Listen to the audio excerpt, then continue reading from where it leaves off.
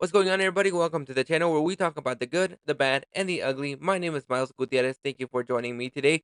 Dune Part 2 is out in theaters, and I think I'm in the minority when it comes to Dune Part 1 because I enjoyed it enough. I didn't come out loving it as a lot of people did, but I liked it well enough. I thought Denis Villeneuve developed the world well enough, and I thought there are interesting things in this world that can capture your attention and you can expand on. So when it came down to Dune Part 2, it reminded me why I love going to the movies. Is this a perfect movie? To me, it wasn't. I think I liked it well enough, just like the first part. There are elements about this movie that I thought Denis Villeneuve did fantastically in expanding the world. You get to know a little bit more about the Fremens and where they're coming from and what their relationship is with the Harkonnens, how long they've been battling together.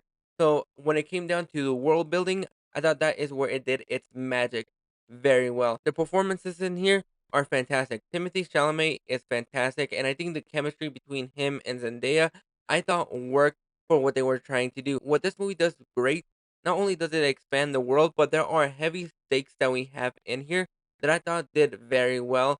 And the way that this movie was shot, Sir Roger Deakins did a fantastic job with the cinematography, feeling like this world was at large, bringing this world to life.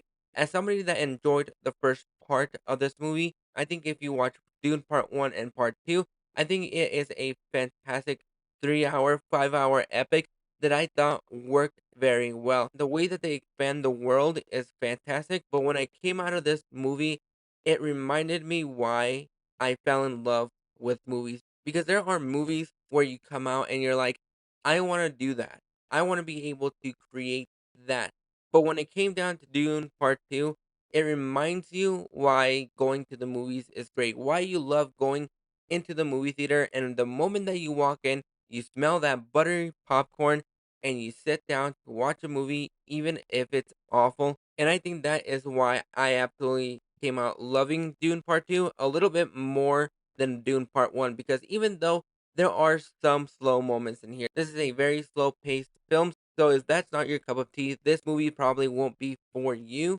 But every single detail in this movie is absolutely fantastic. It kind of felt long a little bit. I think you could have shaved down about 15 minutes here and there. The world building in here, the characters, the emotional stake that we have when it came down to these characters. I think that is where this movie really had its drive, because there are tough choices that some characters have to make in order to see where they're going to be landing on top. And I thought one of the highlight characters for me was Austin Butler, because it took me a while for me to recognize him because he is just painted all white.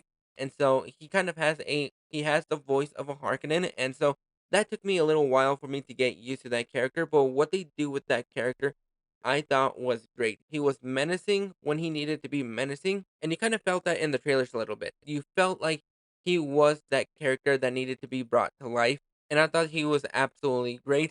The action sequences in here are done well, but overall, it was just one of those movies that really ignited me why I love going to the movies. This movie built the world in a way that I didn't think was ever even possible.